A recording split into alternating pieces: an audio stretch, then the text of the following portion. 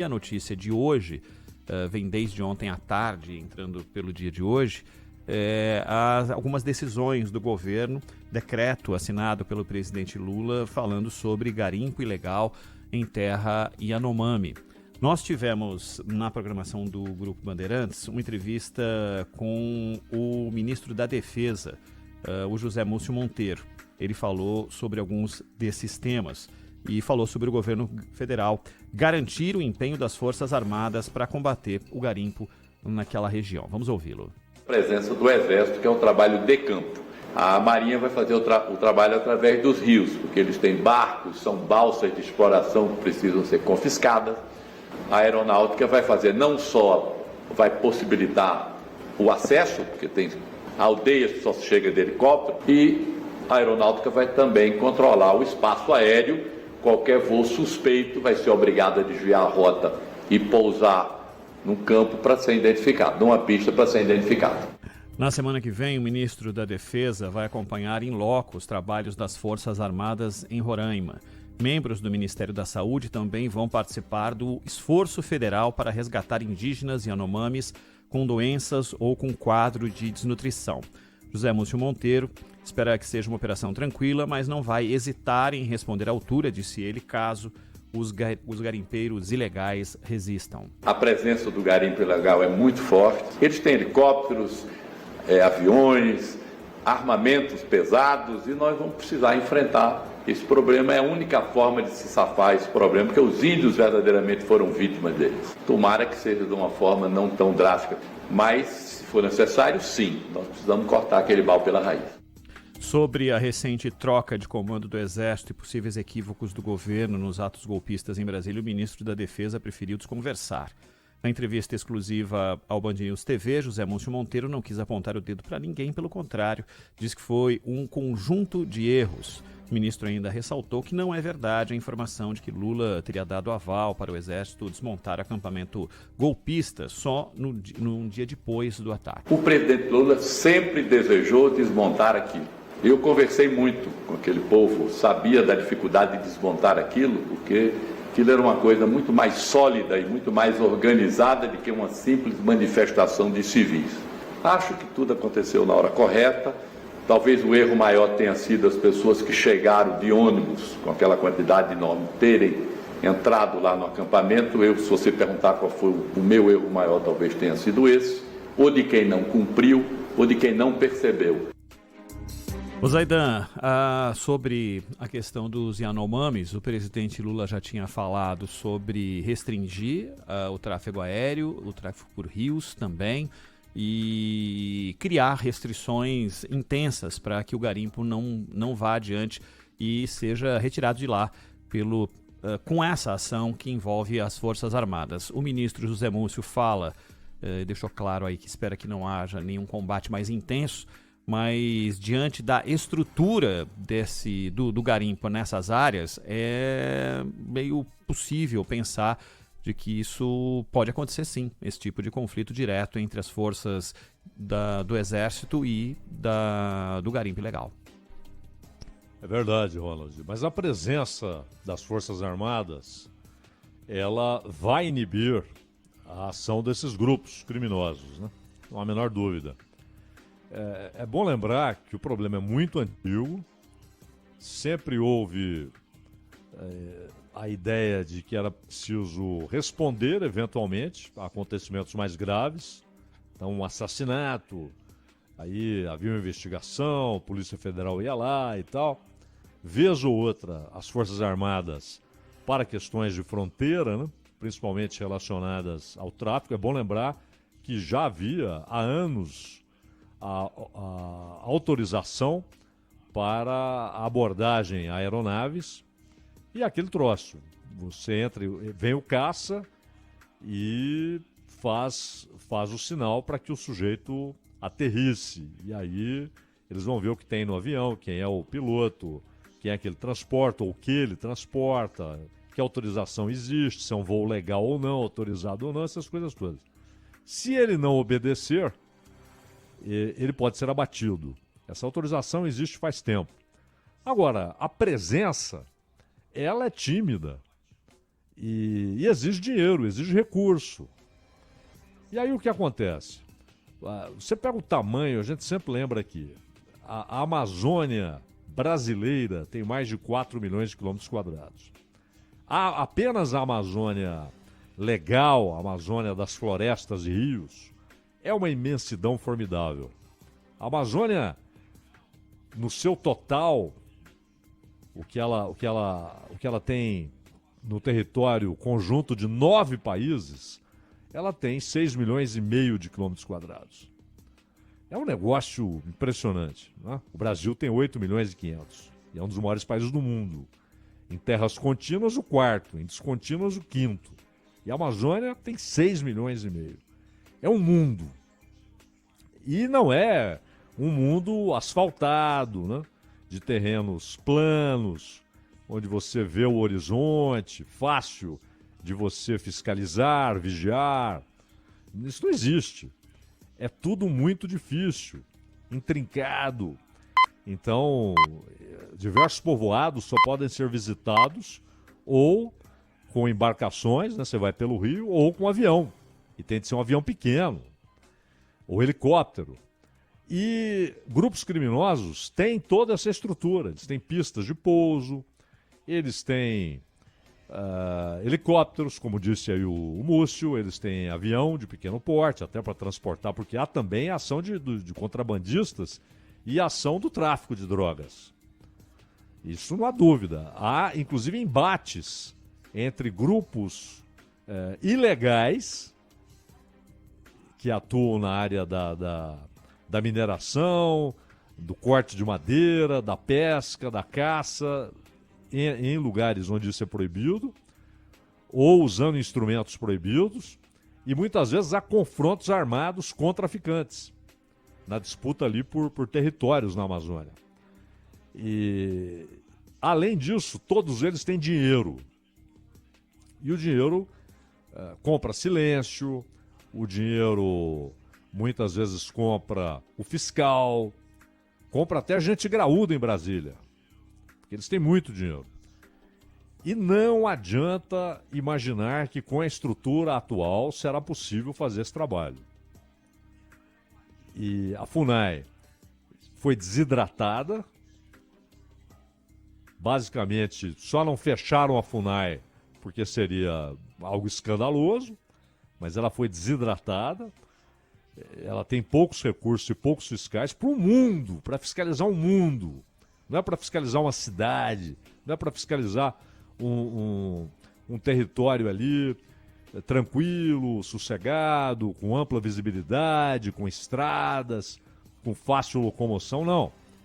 É um lugar inóspito, agressivo e com diversas dificuldades naturais e contra grupos muito bem armados e endinheirados e com esse tipo de equipamento, helicóptero, avião. Eles também têm sistemas de vigilância para saber se a Polícia Federal está indo com um efetivo importante para lá. Eles sabem tudo isso. E o Civan, quando o Civan foi concebido, a ideia era ter um sistema de vigilância ali muito eficiente. Mas não adianta você ter a informação do satélite se você não tem gente lá embaixo para agir. Você vai ter uma informação, aquilo vai entrar ali Só vira banco de dados, né, documentos. Zaidan? É exato, banco de dados. Mas você não tem ação, você não tem resposta. Em 94, nós tivemos um ataque contra Yanomamis, que resultou... A maneira como se deu, foram 12 mortos. E, inicialmente, houve uma condenação num tribunal federal. Com muito dinheiro, bons advogados foram contratados pelos condenados naquele tribunal. E aí eles levaram a um tribunal de recursos o argumento, também federal é óbvio, o argumento de que assassinato não é assunto para um juiz, é assunto para júri popular. Era uma maneira de, primeiro, levar o julgamento para Roraima, com a população ali local, que conhece os caras e tal, né? E tentar ali um resultado diferente. houve o recurso do Ministério Público, etc., até que em 2006, olha o tempo que levou, o Supremo fala, não, aquele juiz tinha sim autoridade, porque isso não é um mero assassinato. E por que não é um mero assassinato? Qual é a relação legal, cultural e histórica do Estado brasileiro com os indígenas? É uma relação tutelar. Isso foi acordado. Porém, sempre dando ao indígena a liberdade para deixar aquela vida natural, aquela vida construída historicamente ali pelo seu povo, e pode ir para a cidade, pode ir para onde quiser. Ele não é um confinado. Ele não está num campo de concentração. Ele sai quando ele bem entender, e se ele quiser mudar de vida e trabalhar na indústria, investir, fazer alguma coisa, estudar, é problema dele. Tem todo direito. Porém, aos que querem ficar ali, é dada a garantia constitucional da tutela do Estado. E essa tutela implica em proteção. E essa tutela é falha, porque a proteção ela está no papel, ela está escrita, mas ela não existe. Quando você vê a situação daqueles meninos, né, pele e osso, aquilo não foi da tarde para a noite. Aquele mercúrio que contaminou e matou indígenas, e não só Yanomamis, hein? E não só populações em concentrações indígenas, em terras indígenas, mas também população ribeirinha, que é morta pelo uso de mercúrio no trabalho de mineração ilegal. Campos de caça e pesca são tomados. Aliás, a Amazônia está cheio de fazenda ali, que é o seguinte, o cara chega, ele derruba, cerca e vende. Não é dele, né? Aquilo é do Estado, aquilo é da União, aquilo é do povo, em tese. Ele vende. E aí você consegue fazer ali uma transferência de escritura e tal, só que aquilo não tem um reconhecimento. Se for, de fato, observado, chegar à análise do Poder Judiciário, fala, não, esse documento não vale. Mas isso quase nunca chega, então aquilo vai circulando, aí um vende para o outro. Aí o cara tem ali uma plantação, uma criação, plantação lá é difícil. Perguntem ao Delfim Neto.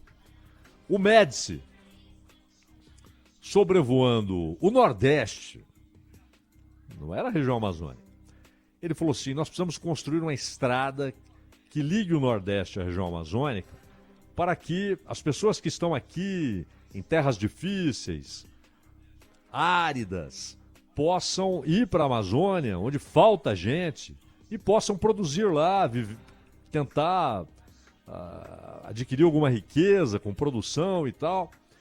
E o Médici falou, ninguém discutiu, né? E todo mundo mãos à obra. E o Delfim conta que, de fato, eles eu me lembro da propaganda na época, né? Com o locutor oficial e tal.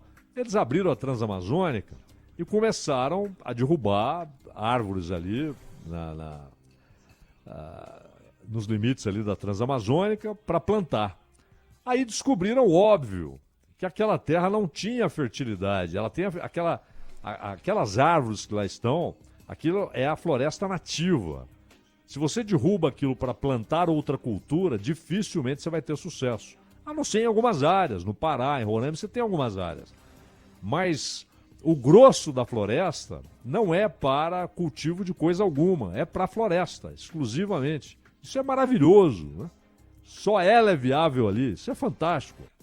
E o Delfim diz isso, falou, aí nós fomos descobrir que aquela terra não era cultivável para larga escala. Pode o cara fazer uma rocinha para ele comer, não há dúvida. Mas você abrir caminho e dizer para uma multidão, sigam para lá, um êxodo do Nordeste em direção ao Norte. E as pessoas foram e encontraram muitas dificuldades, mas muitos ficaram lá, porque voltar também seria voltar para um lugar também com muitas dificuldades. E nunca houve, de fato, a ação do Estado para fazer o que a Constituição determina. E não só esta Constituição, a Constituição de 67, a de 69, durou 2 anos a de 67, a de 69, mantinham essa ideia da relação tutelar. E ela não acontece. Não acontece, então tem de agir. E as Forças Armadas são imprescindíveis. A Polícia Federal no Brasil é muito menor do que deveria ser. Há muito tempo, os governos, isso desde o Fernando Henrique, eles enrolam para fazer um concurso para contratar muita gente, alguns milhares de agentes. É o Brasil, é muito grande. Você não vai fazer um bom trabalho, não vai cumprir sua obrigação se você não contratar, não formar.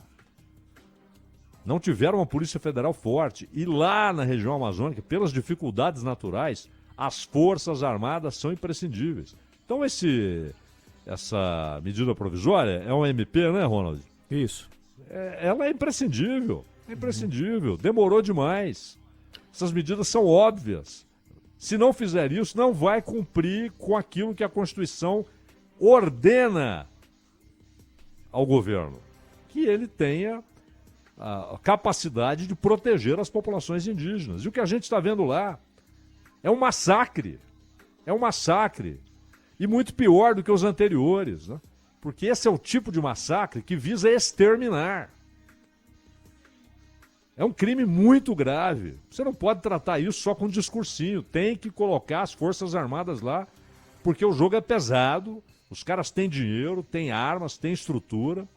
Se não forem as Forças Armadas, ninguém vai conseguir, no mínimo, inibir esses caras. E vão continuar exterminando os indígenas, não só Yanomamis, mas quem aparecer pela frente. Ô Zaidan, você estava falando sobre a necessidade cavalar de investimento, né? Porque uma área que é continental como a Amazônia e de difícil acesso, entre outras características, mas os interlocutores do governo, a ministra, a Marina Silva, o próprio presidente Lula falou sobre o uso dos recursos do Fundo Amazônia, né?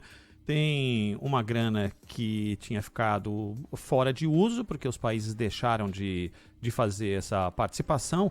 E no caso da Noruega, 3 bilhões de reais. E ontem também o governo alemão, aliás, já havia dito, não só pela presença do Olaf Scholz aqui em Brasília, mas já havia dito da destinação de 35 milhões de euros também. É um dinheiro que pode ajudar nesse processo todo?